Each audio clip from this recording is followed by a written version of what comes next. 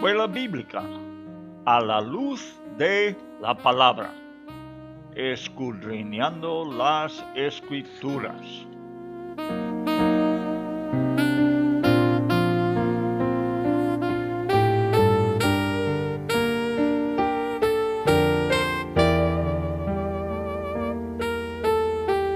Luz a las Naciones, canal cristiano de comunicación, presenta A la luz de la palabra, un estudio expositivo de la palabra de Dios, una presentación minuciosa de toda la Escritura, porque es inspirada por Dios y útil para enseñar, para redarguir, para corregir, para instruir en justicia, a fin de que el hombre de Dios sea perfecto, enteramente preparado para toda buena obra.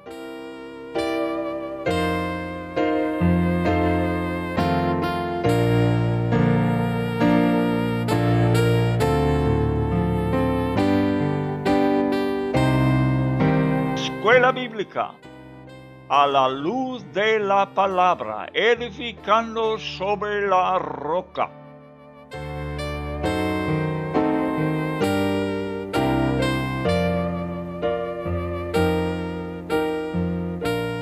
Los libros históricos. El Dios de la historia.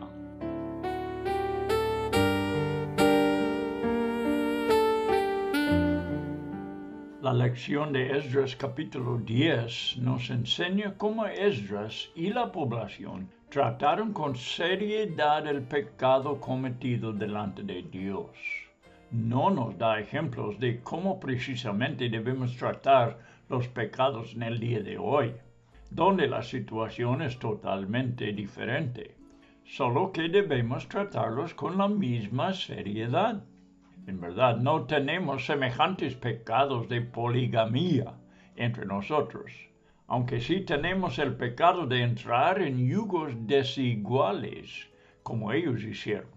Sin embargo, el remedio no es por anular a estos matrimonios.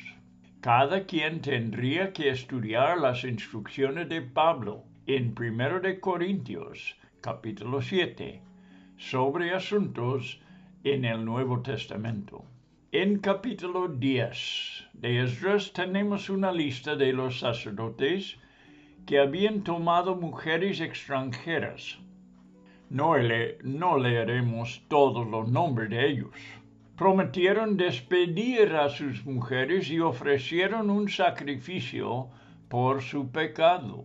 Fácilmente, en muchos casos, las mujeres tomadas no eran las primeras ni las únicas esposas de estos hombres, siendo común la poligamia en aquellos días. Además, con las puertas de la cautividad abiertas, imagino que muchos tomaron ventaja de la situación en su patria con las mujeres de las naciones que moraban allí. Después, tenían que terminar el asunto por medio del sacrificio por sus pecados. La lista sigue desde versículo 20, hasta versículo 43. Aunque la lista sea larga, cada persona que pecaba tenía un pecado registrado en su propio nombre. Enfatiza la complicación del terrible pecado, diciendo que hijos fueron concebidos y nacidos como resultado. Antes que les juzguemos demasiado, vamos a pensar en los hijos concebidos y abortados en el mundo hoy en día, de los jóvenes que no se preocupan por casarse, que no tienen respeto por el matrimonio. Esto es lo que tenemos hoy en día. Termina el libro de Esdras con este asunto arreglado. Y vamos a ver ahora la historia por el punto de vista de Nehemías. Seguramente aprenderemos más principios divinos que podemos aplicar al día de hoy. Muy buenas tardes, amigos. Bueno, vamos ya en el penúltimo libro de la historia de Israel. En el tiempo cuando muchos habían devuelto del cautiverio, están otra vez en su patria. Y vamos a ver la situación. Hemos visto en Esdras cómo el templo fue reedificado, pero no vimos la reconstrucción de la ciudad ni de sus muros. Esto es lo que vamos a ver en el libro de Nehemías. Y estudiando entonces cómo Dios proveyó por su pueblo para que pudieran reedificar, para que pudieran triunfar contra la adversidad de su día en la reconstrucción. Bien, tenemos que recordarnos siempre, mientras que vayamos estudiando, de lo que podemos aprender del Dios de la Biblia, formando este concepto nuestro, un concepto bíblico de quién es Dios. El texto nos ayudará otra vez a poder hacerlo. Y vamos a ver cómo Dios obra, la manera en que Dios funciona, que es único. No es como algo de que tenemos ejemplo en la sociedad de nuestro día. Estas son las maneras, los caminos de Dios que vamos estudiando para saber cómo funciona el cristianismo en el día de hoy, que no funciona, no debe funcionar. Cómo funcionan las cosas en la sociedad. El hombre tiene su manera y Dios tiene otra manera. Esto es muy importante porque hemos visto en nuestros días un intento de parte de muchas personas, muchos líderes, muchas iglesias, de seguir los rastros del mundo, de hacer las cosas como el mundo lo hace, en lugar de recibir las instrucciones por medio del Espíritu Santo, por medio de la oración de los líderes, pidiendo dirección de Dios. Muchos miran cómo hace los que tienen éxito en la sociedad y los copian. Ese es un gran error y muchos lo han cometido. No vamos a ser así. Vamos a empezar como nunca en la iglesia en nuestros días, resolver los problemas, los asuntos de la iglesia por medio de la oración, no por seguir los ejemplos del mundo. Por favor, vamos a empezar de nuevo en este asunto y determinar que el Espíritu Santo nos va a guiar en los caminos de Dios. Y otra vez, no copiar las maneras de los hombres. Tenemos en nuestros días algo que hubo en Israel, de un rey que vio a una nación que tuvo éxito y copió su altar y lo manda a Jerusalén para que el mismo éxito, él pensaba que el mismo éxito tendría él si hiciera las cosas como esa nación los hacía. No, esto es un error y es cometido muchas veces en nuestros días. Vemos los del mundo que tienen éxito y pensamos que esto nos servirá para el reino de Dios. Es una falsedad. Es un insulto para Dios, para el Espíritu Santo, que nos debe estar conduciendo en los caminos del Señor.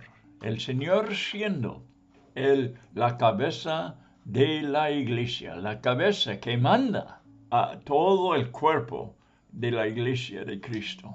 Bueno, este estudio principalmente es para que lo captemos espiritualmente. No No intentamos de dar un estudio que sea 100% intelectual. O sea, es más que un estudio intelectual.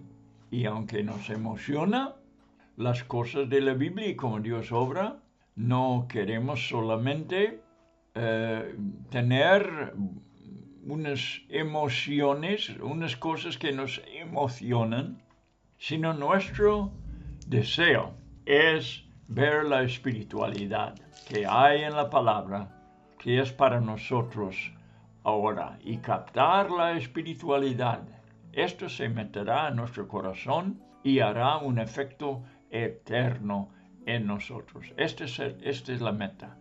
Bueno, pues, vamos a ver, ya entramos en un nuevo libro, el libro de Nehemías. Y creo que este va a ser interesante, va a ser de mucho beneficio para nosotros el estudio de hoy. Para introducir este libro y el protagonista, que es Nehemías, tenemos que tener un poco de trasfondo, ¿verdad? Que nos enseñará algo que debemos saber desde un principio para poder estudiar bien este libro. En una época más temprana, los libros de Esdras y Nehemías estaban unidos en uno y fue llamado el libro de Esdras. Después se dividieron en dos, llamados el primero y segundo libro de Esdras. Ya después, en el cuarto siglo después de Cristo, el segundo libro tomó el nombre por lo cual lo conocemos hoy, que es el libro de Nehemías, mejor nombrado así. Nehemías es el protagonista y el autor del libro, respetado mucho en la historia de los judíos, entre los hombres más importantes. Es un gran patriota, como vamos a ver, pero también su patria es elegida de Dios y la lealtad de Nehemías es con el Dios de Israel. Fue entre los cautivos de Babilonia y allí, por reconocer su carácter superior, el rey de Persia le dio una posición muy distinguida en su día. También Dios, tenemos que ver la mano de Dios en todo este asunto, porque Dios reconoció los atributos que Él mismo había plantado en el ser de Nehemías y le levantó a su eterno lugar en el reino de Dios. Quizás la posición de copero no nos parece importante, si no vemos cómo en aquel entonces los más fieles y leales al rey ocupaban esta posición, no solamente en Persia, pero lo vemos en Asiria, y era común en aquel entonces. Lo ilustraremos con el caso del Rabsaces de Isaías 36. El Rabsaces no es un nombre, sino una posesión, que fue la del jefe de coperos. Y con este título tenía acceso continuo a la presencia del rey de Babilonia. El rey o emperador tenía la confianza en él para que fuese su portavoz, llevando su mensaje a Jerusalén. Puedes leer la historia en Isaías 36, es interesante. Pues en el palacio de Susa, Nehemías llevó este cargo y vivió cómodamente como el copero del rey, como un confidente, pues, del rey. Seguramente Dios le levantó para ocupar ese lugar, cerca del rey. Uno nunca debe tomar el crédito por estar en una situación de ventaja, sino reconocer la mano de Dios por estar allí. como muchas veces es el caso, el llamamiento de Dios le cuesta todas estas ventajas. Lo que Dios ordenó para su vida tenía un propósito y a lo mejor al final le costaría a ese hombre de Dios todas las ventajas. Así su caso es muy semejante. El caso de Nehemías es muy semejante a lo de Moisés, que no toleró la persecución de sus hermanos en Egipto. Él estuvo criado en el palacio de Egipto. Fue de Dios, no cabe duda, pero tenía que rechazar esta posición para entrar en la obra, el ministerio que Dios tenía para su vida, lo de libertador. Nehemías no toleró la situación de la capital de su patria al escuchar de su situación y tenía que renunciar su posición delante del rey. Ahora, Dios le había dado esta posición, lo repito, como dio a Moisés su posición en el palacio de Egipto. Pero después de cumplir este propósito, tenía que renunciarlo y entrar en precisamente lo que fue el plan de Dios para el futuro. Como hemos visto en Esdras, Israel había perdido su identidad nacional. Extranjeros invadieron su tierra y dominaban. Los judíos residentes eran perseguidos y tenían muy pocos derechos. Requiere tiempo para cambiar la situación y algunos pasos tendrán que tomar los judíos mismos y sus líderes. Tendrían que empezar en el capital, Jerusalén. El primer paso es reedificar los muros y puertas de la ciudad. Tienen que marcar una línea muy clara. Fuerzas destructivas tienen que ser expulsadas y guardadas fuera de la ciudad. El orden tiene que ser establecido allí.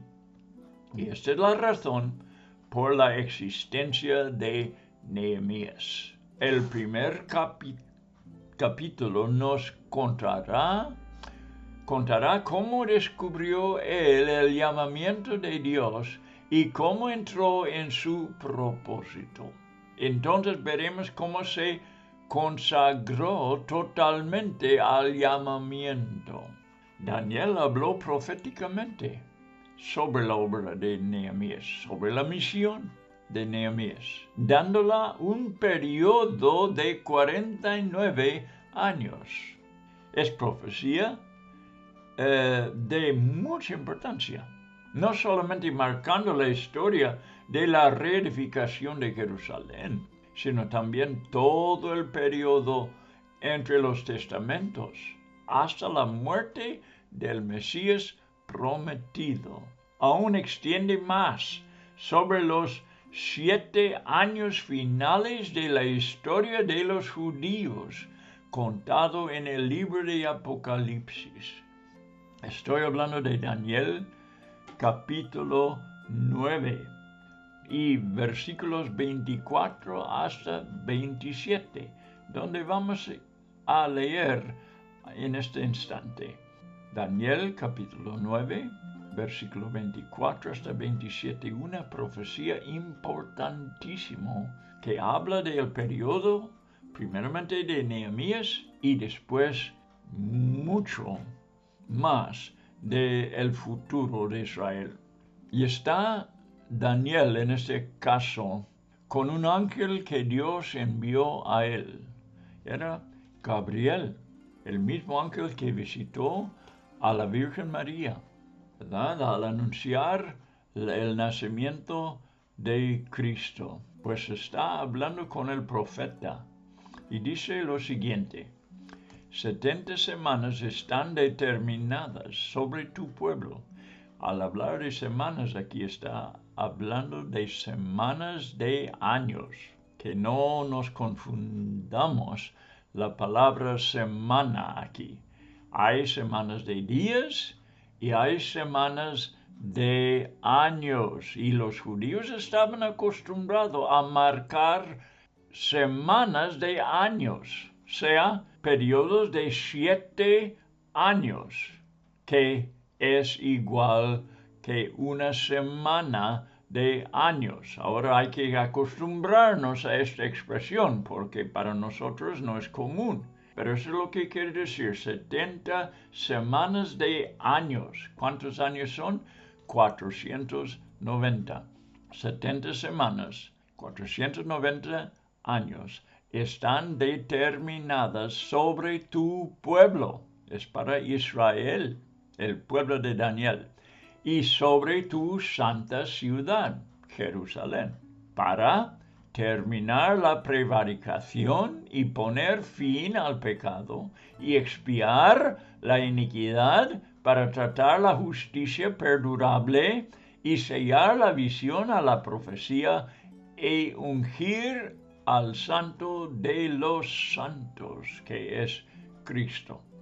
Sabe pues y entiende que desde la salida de la orden para restaurar y edificar a Jerusalén, vamos a leer de esa orden en capítulo 2 de Nehemías, de restaurar y edificar a Jerusalén, hasta el Mesías príncipe, desde el orden hasta el Mesías. Pero vamos a ver en cuanto de qué del Mesías, algo específico en la historia del Mesías. Edificar a Israel hasta el Mesías príncipe habrá 7 semanas, 49 años y 62 semanas, 432 años. Un total entonces aquí de 483 años. 32 semanas de años y 7 semanas de años juntos, que suma a 483 años. Falta 7 años más en los 490. Bueno, hasta 7 semanas y 62 semanas. Se volverá a edificar la plaza y el muro en tiempos angustiosos, que son los tiempos de Nehemías, en lo cual se cumplirá los primeros 7 semanas, 49 años. Y después de los 72 semanas, después, primeramente se cumplen los 7 semanas, 49 años, y después pasan 62 semanas, 432 años. Pasan, ¿y qué pasará? Se quitará la vida al Mesías. Esto es un evento muy, muy importante que está diciendo, que está profetizando aquí el año de la muerte de Cristo Jesús. Fíjate, el año de la muerte de Jesús. Y esto abrió la puerta para muchas personas que estaban muy interesadas en la venida del Mesías y en su ministerio, pero que terminará con su muerte. Y dice que le quitará la vida al Mesías, mas no por sí. O sea, será matado. No morirá una muerte natural. Y el pueblo de un príncipe que ha de venir destruirá la ciudad y el santuario. Y esto también se cumplió históricamente en el año 70, 37 años después de la muerte y la resurrección y la ascensión de Jesucristo. La ciudad de Jerusalén fue destruida por los romanos en el año 70. Daniel está profetizando todo eso.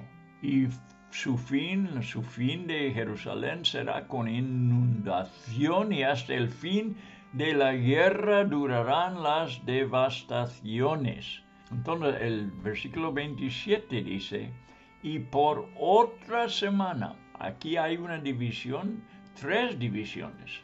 La primera división es lo que vamos a estudiar en Nehemías, los 49 años de la reconstrucción de Jerusalén, específicamente los muros. La segunda división es lo de 432 años, que terminará con la muerte de Cristo. Y la última división es de 7 años. Otra semana que se dice aquí. Confirmará el pacto con muchos. ¿Quién? Un príncipe. Un anticristo.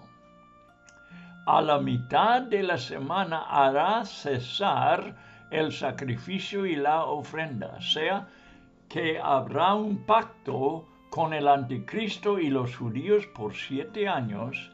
A la mitad de la semana, o sea, después de 3 años y medio, el anticristo hará cesar el sacrificio. Él rompe el pacto, él mismo. Después, con la muchedumbre de las abominaciones, vendrá el desolador, hasta que venga la consumación y lo que está determinado se derrame sobre el desolador. Bueno, tremenda profecía, que no ha cumplido totalmente. No vamos a meternos más en la profecía, porque hay muchos detalles que contar. Pero diremos solamente que esto no está completamente cumplido, se está para cumplir en nuestros días. La última semana, los últimos 7 años no se ha cumplido. Pero vamos a leer de la primera parte de la profecía y vamos a estudiarlo, ¿verdad? El plan de Dios va desarrollándose. Vamos leyendo aquí en la Biblia todavía de la primera parte de este plan, de reconstruir los muros de Jerusalén en los tiempos de Nehemías. Y esto es lo que nos interesa más. Mencionamos las otras cosas para que nos da una idea de que este cumple una parte muy necesaria en el plan de Dios que Dios está llevando a cabo en nuestros días. Bueno, no tenemos detalles sobre el trasfondo de Nehemías, sino solamente lo que hemos considerado del alto nivel de su carácter. No vemos cómo se desarrolló este carácter, solamente que fue reconocido en Persia cuando fue llevado cautivo. Pero para cumplir las palabras introductorias de este libro, nos falta hablar del importante rey de este tiempo, o sea, prefiero llamarlo un emperador, porque Persia era un imperio, no era más que una nación que tuviera un rey. Era un imperio que tenía un emperador, y vamos a aprender más de él. Hemos hablado, en verdad, de este rey antes en el libro de Esdras, y vamos a hablar más de él en el futuro. Ahora entraremos en el estudio expositivo del primer capítulo. Ya hemos terminado la introducción. El hebreo refiere a los eventos del capítulo y no solamente a las palabras, sino eventos, es lo que quiero decir. Palabras, al decir aquí palabras, porque esta es la primera expresión. Déjeme regresar para que vemos cómo es aquí en Nehemías capítulo 1. Palabras es la primera palabra. Palabras, esta palabra quiere decir más. Quiere decir como cuando decimos historia. Estamos hablando de palabras quizás que describe la historia, pero estamos hablando de eventos. Y este es el significado de la palabra palabras aquí. Está hablando de los eventos, no solamente las palabras que va a escribir Nehemías, sino los eventos de su día. El hebreo refiere entonces a los eventos del capítulo y no solamente a las palabras. Y ellos empiezan en el mes de Kisleu, que es el 9º mes de los hebreos. Y corresponde a la última parte de hoy en día. Nosotros lo marcaríamos en la última parte de noviembre y el principio de diciembre. Eso es cuando acontece, esta es la parte del año donde acontece estos eventos. Lo que es para los hebreos Kisleu, el 9º mes, que es el mes 11 y 12 para nosotros en nuestra época. El año 20, que se menciona aquí en el primer versículo, palabras de Nehemías, hijo de Acalías, aconteció en el mes de Kisleu. En el año 20, estando yo en Susa, capital del reino. Bueno, el año 20 aquí refiere al reinado del emperador. Era el año 20 de su reinado. Y la localidad es el Palacio Persa en un lugar llamado Susa, que está al lado este del río Tigris. Desde el tiempo de Ciro fue una residencia de los reyes en el temporada del verano.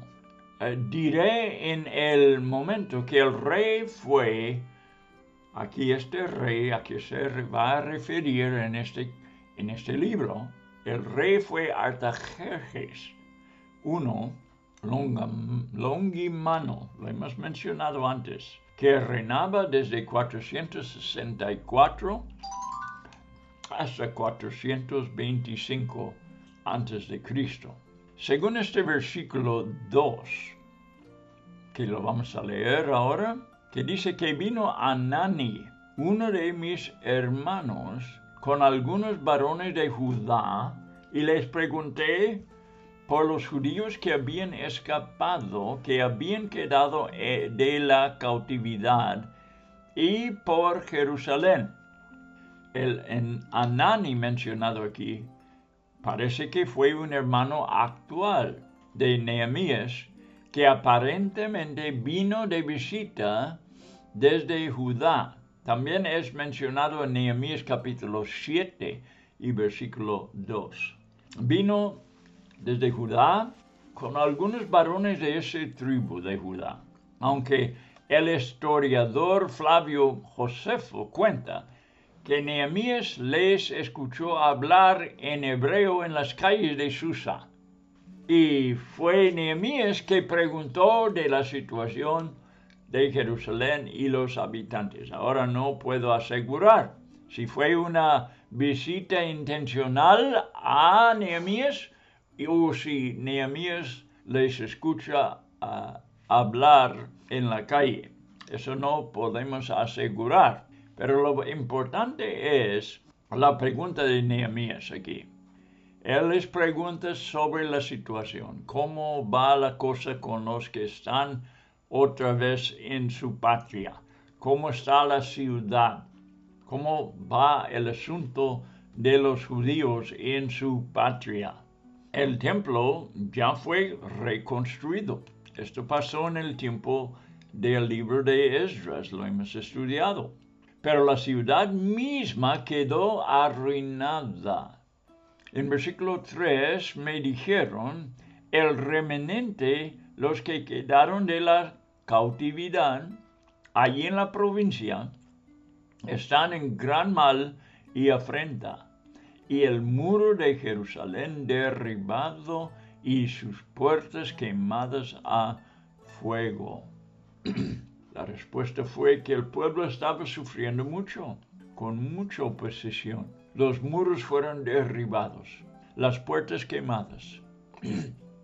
Anteriormente los judíos empezaron a reedificar los muros según Esdras capítulo 4, 13, pero aparentemente esta obra también fue destruida. En versículo 4, cuando oí estas palabras me senté y lloré, y hice duelo por algunos días y ayuné y oré delante del Dios de los cielos. Hemos mencionado anteriormente el patriotismo de Nehemías, pero mayor, también lo hemos mencionado, es su lealtad y fidelidad al Dios de Israel. Es la capacidad que Dios otorgó a él para que llevaría a cabo la misión que él tenía para el hombre y su amor para el reino de Dios. Lo que hizo de Nehemías el gran hombre que era, la capacidad que Dios le había otorgado. Esta es la causa principal de la reacción. Esta es la causa principal de la reacción que vemos en el versículo 4. Es Dios moviendo en él, más que las propias emociones de Nehemías. Él es influido divinamente en todos los asuntos. En el reino de Dios es así. Dios está tras todo para su propio propósito. Y esta es la causa principal de la reacción de Nehemías, la influencia del Espíritu Santo sobre su vida. F.B. Meyer, un comentarista, comenta que así los cristianos debemos lamentar las roturas y divisiones en la iglesia de Dios. Menciona cómo Nehemías trajo el asunto a Dios. Ganó la batalla futura desde un principio, sentado en ayunos y oración delante del Dios de los cielos. ¿Qué era el remedio? ¿Qué era la respuesta para la situación en la vida de Nehemías? ¿Qué es lo que hizo primero? Bueno, él oró. La primera acción que la iglesia debe tomar por todos los problemas que pueda haber es irnos delante de Dios en oración. No hay un segundo plan para el cristiano. La oración es el primer paso hasta el remedio. Cuando oí estas palabras me senté y lloré e hice duelo por algunos días y ayuné y oré delante del Dios de los cielos. Vemos que está capacitado para la oración. Necesitamos esto también. Dios, por circunstancias, por su providencia, mueve nuestro corazón. Y lo que Él hace en nosotros es algo sobrenatural, es algo celestial. Lo que estamos leyendo de Nehemías aquí no es natural.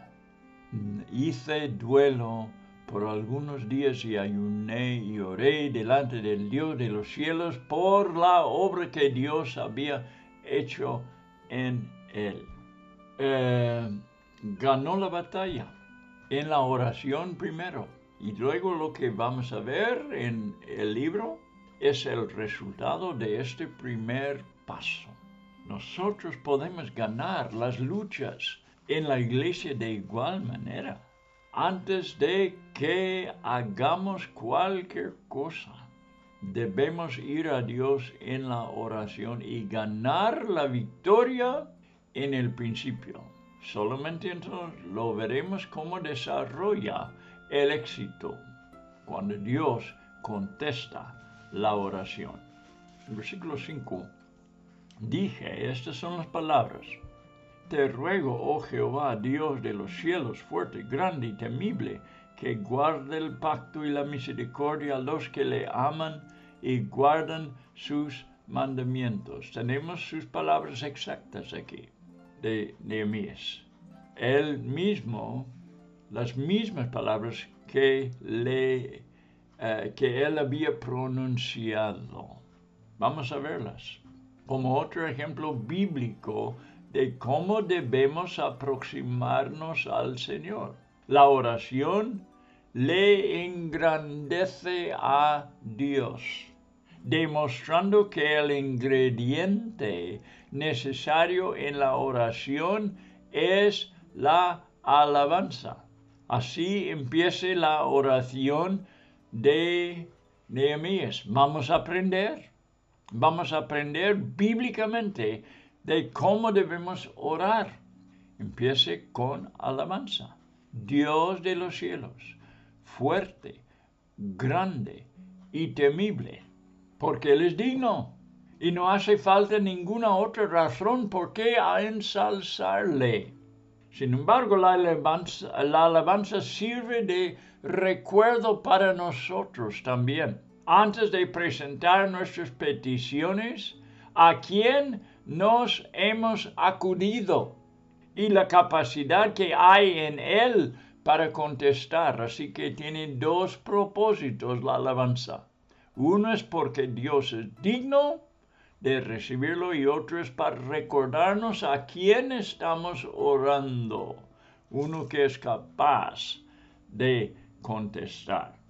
No solamente habla de su grandeza aquí, sino de su fidelidad. Esto es lo que sigue aquí, ¿verdad? Que guarda el pacto y la misericordia. Se ha acudido a un Señor que simpatiza con nuestras situaciones. Él es quien guarda el pacto, Él es quien tiene misericordia. Y uno que Él ama y que los que dependen de Él también están en una relación de amor con Él. Mira, el pacto, guarda el pacto y la misericordia a los que le aman y guardan sus mandamientos. Entonces está hablando aquí de una relación de amor con el Señor. ¿Quién escucha al Señor? A los que le aman, a los que le obedecen. Uno que Él ama y que los que dependen de Él son escuchados. También están en una relación de amor con Él. Qué bien que tenemos tal Dios a nuestra disposición. ¿No es así? Antiguo y Nuevo Testamento testifican que el amor es respaldado por la obediencia. Mira, a los que le aman y guardan sus mandamientos son obedientes, pues. Jesús lo declaró a sus discípulos: el que me ama, mi palabra guardará. Siempre es así. Este tipifica el verdadero amor. He citado al Señor desde el Evangelio de Juan 14, versículo 21. El que me ama, mi palabra guardará. Y este es lo que tipifica el verdadero amor, digo, que es en verdad un amor divino y no humanista. El amor de Dios en nosotros nos hace ser obedientes. Si no somos obedientes, no está actuando el amor de Dios en nosotros, sino un amor humano, un amor falso. Ruega ahora Nehemías, en versículo 6, quizá leemos primero, esté ahora atento tu oído y abiertos tus ojos para oír la oración de tu siervo, que hago ahora delante de ti día y noche, por los hijos de Israel, tus siervos, y confieso los pecados de los hijos de Israel que hemos cometido contra ti. Sí, yo y la casa de mi padre hemos pecado. Él ruega por la atención de los oídos y los ojos del Señor a su petición. ¿Lo has visto? Atento tu oído y abierto tus ojos. No solamente que el Señor oiga entonces, sino que también observa la situación a que Nehemías refiere. Es una oración constante, que no se limita a unos momentos convenientes, sino son emitidos de su corazón de día y de noche. Que hago ahora delante de ti día y noche. Es una oración por tus siervos. ¿Lo has visto? Por los hijos de Israel, tus siervos. Hay que notar estas palabras porque son importantes y la manera en que las está expresando. Es una oración por sus siervos, los siervos de Dios, la posesión de Él, la heredad de Él, a favor entonces de los intereses del Señor está orando. No es una oración egoísta, está orando a favor de los intereses del Señor. Al referir a ellos, la prioridad entonces es confesar sus pecados. Pronto menciona que han cometido pecados. Hay que resolver siempre el asunto de los pecados si queremos progresar en nuestra vida de oración o en cualquier otra cosa, en la vida cristiana. La prioridad para él es pronto confesar sus pecados. Estos tienen que ser atendidos y el gran estorbo de ellos tiene que ser tratado. Incluye él a sí mismo, que hemos pecado, ¿ves? Que hemos cometido contra ti, afirmándolo con un sí, que hemos cometido contra ti, sí, ¿ves? Yo y la casa de mi padre hemos pecado. El pecado es inherente, recibido de sus padres. Reconoce que este pecado está muy en la profundidad de su ser. Fue Pablo que dijo, estoy persuadido que en mí no, es decir, en mi carne no mora el bien. Bueno, Nehemías confiesa el pecado. Versículo 7. En extremo nos hemos corrompido contra ti, y no hemos guardado los mandamientos, estatutos y preceptos que diste a Moisés, tu siervo. Así que no va pasando rápidamente este asunto de los pecados para proseguir a mejores temas, sino que lo enfatiza. En extremo, dice, nos hemos corrompido. Y añade que es la ley dada por Moisés, la que Dios mismo ha puesto como un pacto delante de ellos. Tiene que ser pecado porque es la desobediencia a lo que el Señor mismo ha demandado. Y ahí lo vamos a dejar, esta oración, hasta la próxima vez, en el próximo programa. Vamos a continuar estudiando esta oración. Esto es importante. No es solamente importante orar, es importante orar bíblicamente, correctamente, para poder ganar, si puedo decirlo de esta forma, el oído del Señor. para que nos escuche. La oración debe tener estos ingredientes que estamos aprendiendo, que son muy consistentes con las oraciones que hallamos en todas partes de la Biblia. Bueno, lo vamos a dejar entonces y vamos con el deseo que Dios te bendiga, que este estudio sea de provecho en tu propia vida. Puedes repasar la oración que te ayudará a orar como uno debe orar delante de Dios. Y lo más importante es que lo hagamos del corazón. No una oración humana, no con motivaciones humanas, sino con motivaciones divinas que Dios ha puesto delante de nuestro corazón. Eso es lo que observamos en la vida de Nehemías. Y continuaremos en el siguiente programa y terminaremos esta oración. Hasta luego.